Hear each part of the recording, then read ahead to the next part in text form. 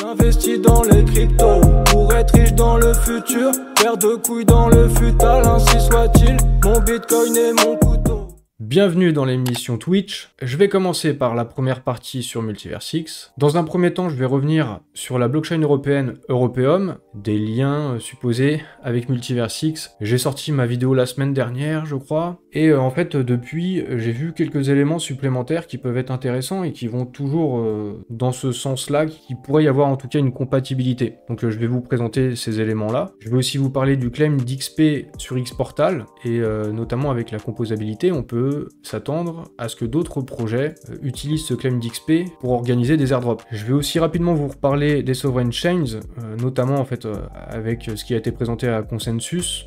Peut-être que ça commence à circuler les informations sur les sovereign chains auprès des builders et dans divers écosystèmes, donc en dehors de Multiversix, notamment sur Solana. Le mot est en train de passer, j'ai l'impression. On va aussi regarder rapidement les prochaines étapes pour Multiversix, peut-être des toutes petites infos, c'est pas grand chose, mais a priori on se focaliserait sur X-Exchange, X-Portal, X-Fabric et une annonce pour le X-Day, prochainement, sans jamais trop savoir quand exactement. Et puis pour finir, petit tour d'actu sur Multiversix, la V2 de Tada, une nouvelle orientation du projet eSum et le X-Launchpad de Zoxno. Je vais démarrer avec un truc chelou, je vous avoue, c'est étrange. Je vous le présente parce que c'est tellement chelou, c'est difficile de passer à côté, mais en même temps, je sais pas trop quoi en dire. Vous avez dû voir passer, sûrement pas mal d'entre vous, ce tweet de Benjamin. Et c'est assez dur de comprendre, même si pourtant c'est explicite dans un certain sens. Alors du coup, il parle de X. Il dit « Il semble que X soit légèrement mort en ce moment ». Il parle seulement de X. Il dit pas Multiversix, il dit pas X-Portal, il dit pas X-Fabric ou n'importe quel autre X machin truc de Multiversix. Il dit juste X. Donc ça laisse entendre qu'il parle de la plateforme X. Et il dit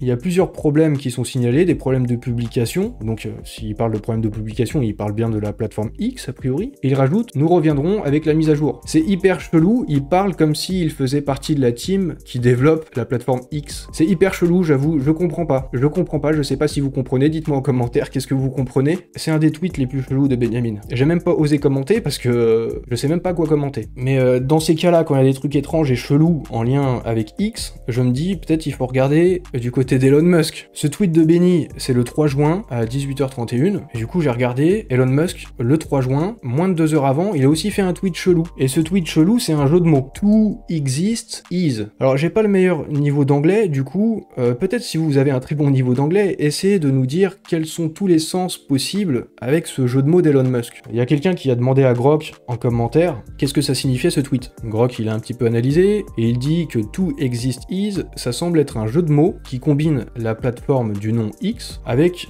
le verbe exister. Et le 2, ça pourrait être une référence au fait que la plateforme est en transition, passant de Twitter à X. Mais du coup, il y a une notion de 2X, donc c'est un peu chelou. Ou alors, ça pourrait être to en anglais, TO, vers X, en direction de X. Bon voilà, c'est hyper chelou, je vous avoue, je comprends pas trop, je vous présente ça. C'est encore une anomalie chelou, je sais pas quoi en penser, je vous le présente, voilà, les tweets de Benjamin, où littéralement, il est en train de dire qu'il travaille avec X, c'est hyper chelou. Voilà, je comprends pas, je vous laisse ça, vous commenterez sur YouTube si vous voulez. Et je passe à la suite. On pourrait dire c'est encore des liens chelous et tout avec l'Europeum. Moi je ne sais pas. Je ne fais que constater des trucs. Et je vous avais donc publié cette vidéo sur YouTube, sur l'Europeum, des liens peut-être avec le projet de blockchain européenne, Europeum et Multiversix, et j'ai vu différents autres éléments qui peuvent être intéressants de regarder, sans forcément commenter plus que ça. Notamment la Cristobal, qui m'a présenté plusieurs éléments. Le premier, c'est Mathieu Michel. Mathieu Michel, c'est le ministre de la Transition numérique en Belgique, et il a évoqué un lien entre le projet Europeum et la Corée du Sud. Or, lors d'un town hall, et puis même une conférence en Corée du Sud, Benjamin, il a déjà parlé du fait que la Corée du Sud, c'était un marché important pour Multiversix. En fait, là, c'était dans un article, et dans cet article, il est dit au sujet de Mathieu Michel, il a discuté avec ses homologues sud-coréens de la manière dont Europeum pourrait s'intégrer à l'infrastructure internationale pour que les documents soient reconnus en dehors de l'Europe. Donc, Europeum sera connecté à d'autres régions du monde, notamment la Corée du Sud. Donc, ça ferait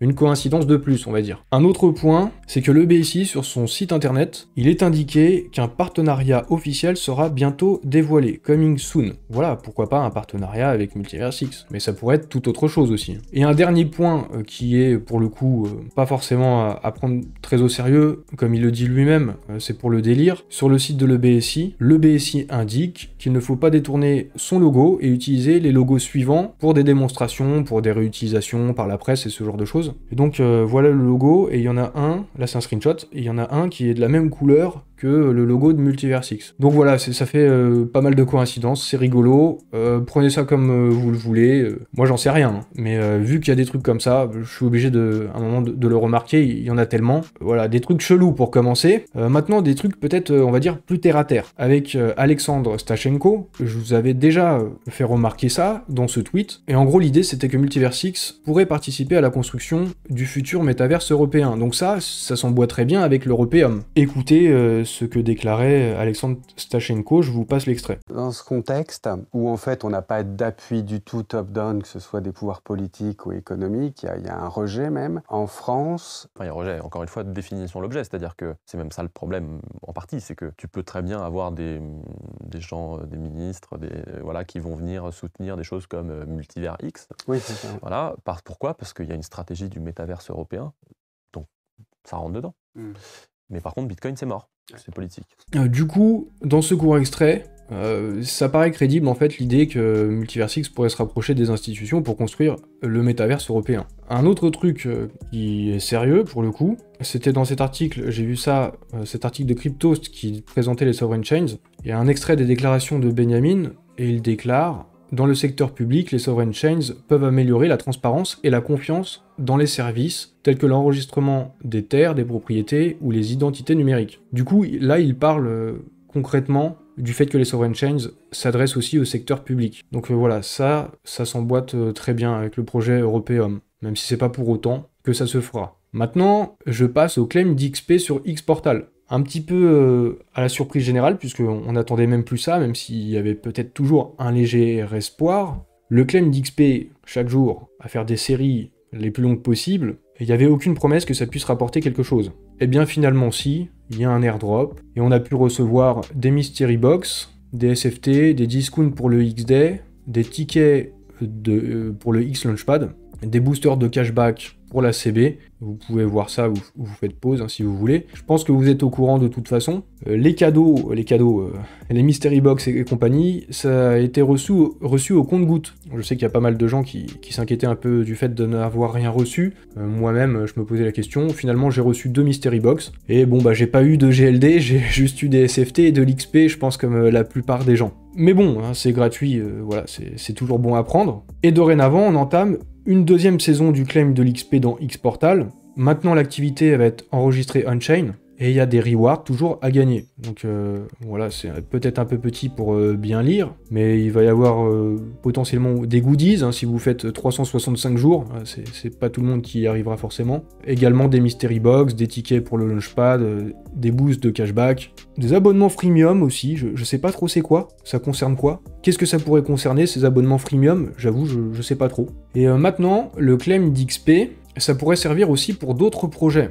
Comme le dit ici XJazz, c'est un bel exemple de la composabilité de Multiversix. La composabilité, c'est le fait de pouvoir utiliser comme des Lego qu'on peut composer, emboîter avec d'autres. Et là, en l'occurrence, le claim d'XP pourra être utilisé par d'autres projets, par des dApps, pour distribuer des airdrops. Voilà, ça pourra servir comme référentiel, le claim d'XP, savoir chaque utilisateur, chaque adresse, quelle est leur série de jours de claim d'XP, et en fonction de ça, les récompenser. Evose, du coup, a publié un outil pour aider les projets, c'est le Xstreak Monitor, et ça permet de télécharger un fichier pour avoir le détail et savoir à quoi pourrait être éligible chaque adresse. Voilà, chaque projet pourrait faire son propre barème en fonction du nombre de jours de claim. Et là, en l'occurrence, le premier projet qui part sur cette voie, c'est le Memverse X. Je vous ai déjà parlé de ça, le launchpad des Memcoins sur Multiversix. Donc le fait de claim de l'XP sur Xportal, ça permettra aussi d'avoir des karma points, et en fonction du nombre de karma points, il y a un classement, et on est éligible à des airdrops de même coin. Ça, potentiellement, ça peut être un outil assez puissant quand même. Et même pour des projets qui voudraient venir build sur Multiversix, c'est un outil aussi sympa, ça facilite le fait de mettre en place des airdrops. En fait, j'allais dire ça centralise, c'est presque un gros mot, mais en tout cas au niveau de la logistique, ça centralise et après chaque projet fait ce qu'il veut quoi. Voilà. On retrouve de la décentralisation comme ça. Du coup maintenant le claim d'XP, je vous disais c'est on-chain, ça veut dire que chaque claim d'XP, il faut signer une transaction. Alors évidemment du coup il faut payer les frais, mais grosso modo il y a certains qui ont fait le calcul et ça revient à environ 1 € pour signer 365 transactions, donc pour 1 an, au prix de l'EGLD aujourd'hui. 1 € ça reste raisonnable, en gros c'est comme un ticket à gratter quoi finalement, pour participer à une loterie. Et ça devrait aussi stimuler l'activité on-chain. Je vous rappelle aussi cet extrait d'un town hall de Benjamin Minkou, où il parlait justement des airdrops, il parlait des sovereign chains. Alors je sais pas du coup si ça pourrait être utilisé aussi ce claim d'XP sur Xportal pour des projets qui vont venir construire des sovereign chains. A priori oui, hein, c'est justement ça la composabilité. Et je vous passe cet extrait, voilà c'est parlant. We are going to release a kind of playbook for people and builders to launch their own sovereign chains, to deploy and make raises in a thoughtful and smart way, to get the other people in the community to invest in their projects and ecosystem and build, to do airdrops, and to bring new adoption waves within the ecosystem. This will not happen with one project. This will happen with a great number of projects within the ecosystem. We're already having some of these conversations, and they will only accelerate with every passing week during the next period. Donc voilà, il y a déjà des conversations avec pas mal de projets, des projets peut-être juste au sein de Multiversix ou peut-être en dehors, des projets qui veulent construire des sovereign chains et du coup pour attirer du monde sur leur chain, feraient des airdrops. Donc je vous rappelle ce point, voilà, est-ce qu'on va voir une airdrop season sur Multiversix, c'est à espérer. Et maintenant, petit retour sur Consensus 2024 à Austin, au Texas, donc aux États-Unis, où la team Multiversix est allée présenter les Sovereign Chains, justement présenter leurs bijoux, hein, leurs bangers. Et a priori, c'en est quand même bien un, j'ai l'impression. De mon point de vue, qui n'est pas spécialiste de la tech, mais en regardant un peu tout ce qui se dit, c'est vraiment un gros truc. C'est en tout cas mon impression, hein. Vous pouvez aussi faire part de la vôtre, hein, que ce soit en commentaire sur Twitch ou sur YouTube. Et ici, Alex, qui fait partie de la team de Multiversix, il nous dit qu'ils ont eu des centaines de conversations avec plein de personnes pendant la conférence à Consensus. Donc c'est avec des builders, hein, c'est pas avec n'importe qui, c'est donc avec d'autres teams, je suppose aussi d'autres écosystèmes. J'ai l'impression que le produit intéresse. Et même du côté de Solana, on trouve les Sovereign Chains vraiment cool. Là, c'est Merck, donc du côté de Solana, et il parle du concept des Sovereign Chains, qui est vraiment cool, certainement plus inspirant que d'être une extension de l'ETH, et les roll-ups souverains, l'un des concepts les plus intéressants en crypto. Donc peut-être bien que ça fait des émules, peut-être que c'est en train de circuler. En fait, si le produit est intéressant, si effectivement c'est un banger, forcément les builders vont en parler. C'est de la logique. Parce que si c'est intéressant pour eux, juste pour développer leur projet, s'il y a de la plus-value, ils ont aucune raison de pas s'y intéresser. Et là, il n'y a pas de truc partisan, c'est pas des supporters de foot là. Hein. Je le poursuis sur une interview de Benjamin Minkou, et au cours de cette interview, il y a quelques petits points qui nous apprennent des choses sur la roadmap, entre guillemets, en tout cas sur les prochaines étapes pour Multiversix, même si on sait pas exactement pour quand, ça se trouve c'est les prochaines semaines, ça se trouve c'est les prochains mois. Mais il a parlé de X-Exchange V3, voilà, c'est sûr qu'on l'attend depuis un moment, c'était prévu initialement fin 2023. Eh bien ça devrait être lancé bientôt. Également Xportal qui va recevoir des mises à jour importantes concernant l'application et la CB, je sais pas trop ce que ça veut dire, forcément on se pose la question aussi de l'IBAN, bon bah affaire à suivre. Xportal qui doit devenir une plateforme Web3 sans code de premier plan, donc on devrait réentendre parler de Xfabric, et également une annonce majeure pour le XDay, peut-être des dates, et puis l'endroit où ça devrait se passer. L'année dernière, il nous avait annoncé ça au mois de juillet, je crois. Il y a des chances que ça se passe après le launchpad de Zoxno, je pense. Un petit truc là qu'on peut remarquer dans les publications hebdomadaires de la team Multiversix, où ils font état de leurs avancements, le GLD devrait bientôt être disponible sur MetaMask. On voit ça ici, ils ont terminé des audits sur MetaMask Snap, Et MetaMask Snap, je crois que ça a été lancé peut-être vers octobre-novembre l'année dernière. Et ils ont intégré beaucoup de blockchains, même dont Bitcoin. Et à ce moment-là, je me disais, techniquement, a priori, ça devrait être possible aussi avec Multiversix. Et donc, voilà, ça avance. Je pense que c'était peut-être pas la priorité du côté de la team Multiversix d'être intégré sur MetaMask. La priorité, c'était sûrement les Sovereign Chains. Un autre petit truc, du côté de la Hongrie, avec l'université Milton Friedman, il y a un partenariat avec Multiversix. Et dans le cadre de ce partenariat, ils vont proposer un parcours d'apprentissage pour les étudiants, de l'expérimentation, pour ceux qui sont curieux du Web3. Il devrait y avoir aussi des hackathons, des cours sur la blockchain et des collaborations sur la recherche. Maintenant, petit tour d'actu de différents projets. Là, en l'occurrence, Tada, il y a la V2 qui a été lancée, de l'application bêta, toujours. Du coup, il y a une nouvelle prise en charge de plusieurs régions maintenant, plus de régions. Il y a aussi l'anglais dessus. Le design a été revu. Je trouve que c'est plus ergonomique, c'est plus agréable pour l'œil. Par contre, on peut enchaîner moins vite les tâches. On est obligé à chaque fois de les refaire une par une, alors que précédemment sur la V1, on pouvait plus facilement les enchaîner. Sinon, en dehors de ça, il y a eu des bugs qui ont été corrigés, etc. etc. Bon, le but, forcément, c'est d'améliorer l'application. Pour passer à la V2, alors je vous signale, vous pouvez, si vous êtes déjà sur l'application, vous pouvez utiliser le lien que vous aviez reçu par mail pour télécharger l'appli, et comme ça vous pourrez mettre à jour, ou sinon, je pourrais vous mettre ce lien, si vous ne l'avez plus, je vous le mettrai en description de la vidéo sur YouTube. Après, si vous êtes encore jamais rentré sur l'application, vous pouvez passer par un lien de parrainage, mais bon, sinon vous pouvez peut-être directement même passer par ce lien, je sais pas. Et la plus grande nouvelle, surtout, c'est que cette bêta V2, ça marque une étape importante avant la version finale de l'application, qui est donc en approche. Ça veut dire aussi que l'airdrop est en approche. La prochaine étape, c'est l'intégration on-chain, parce que jusqu'ici, c'est pas encore le cas. Et ils nous disent, n'oubliez pas de faire vos tâches quotidiennes, et ils mettent un petit emoji de parachute, donc ça c'est pour faire une allusion à l'airdrop justement. Donc on n'oublie pas l'airdrop à venir. Je vais terminer avec un truc rigolo, ça m'a fait rire quand même. Je vais vous faire écouter, voilà, c'est une des vérifications audio sur l'appli. Voix de Paulette. Qui est là? Voilà, il y en a un, il s'est mis à faire une voix de femme du coup, ça m'a surpris. Maintenant sur eSum, apparemment, ils se réorientent dans leur stratégie. Alors faut dire que le cours, le prix du token a pris très cher, donc il y a des réorientations. J'ai l'impression du coup qu'ils se tournent plus vers la game fee, l'IA, bon la data toujours, et ils vont ouvrir un bridge avec Solana. D'ailleurs dès demain, je crois qu'ils vont tester ça sur le DevNet. Et on m'a aussi fait remarquer qu'il y a un bridge qui est prévu avec Polkadot. Et le but c'est de devenir omni-chain. En même temps c'était le but depuis longtemps.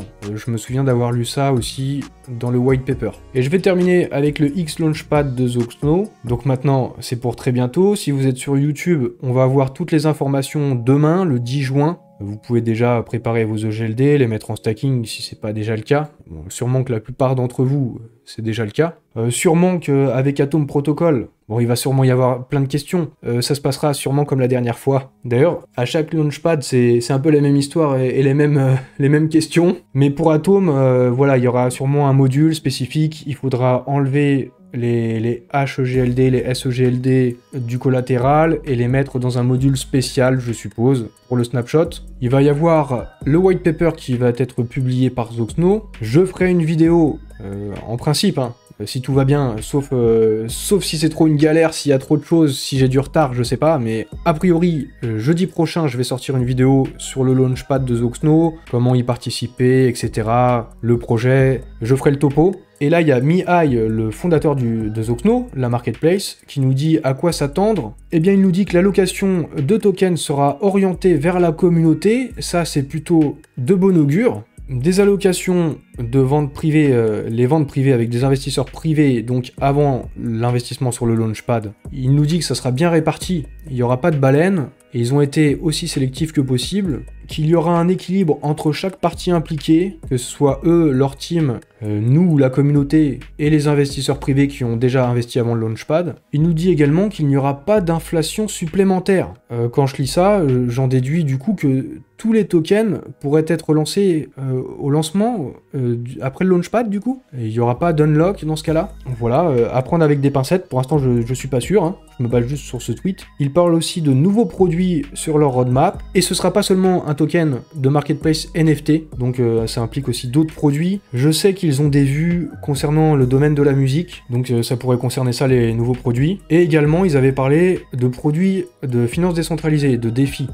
Je vais rajouter un dernier point sur un truc peut-être sur quoi s'attendre, qui n'est pas dit ici, et qu'on va peut-être apprendre du coup le 10 juin. C'est sur Zoxno qui pourrait construire un chart souverain aussi. Je crois me souvenir que c'était le cas. Je crois me souvenir que ça avait été dit peut-être en février. Voilà, faudra attendre le 10 juin, lundi 10 juin, pour avoir le reste des informations, et je vous parlerai de ça, du coup, dans une vidéo jeudi. C'est la fin de l'émission Twitch sur Multiversix, donc c'est le moment de liker à votre bonne volonté. Pareil pour les abonnements, pareil pour les notifications, pareil pour les commentaires, etc., etc., etc. La suite sur les cryptos en général, ce sera mardi.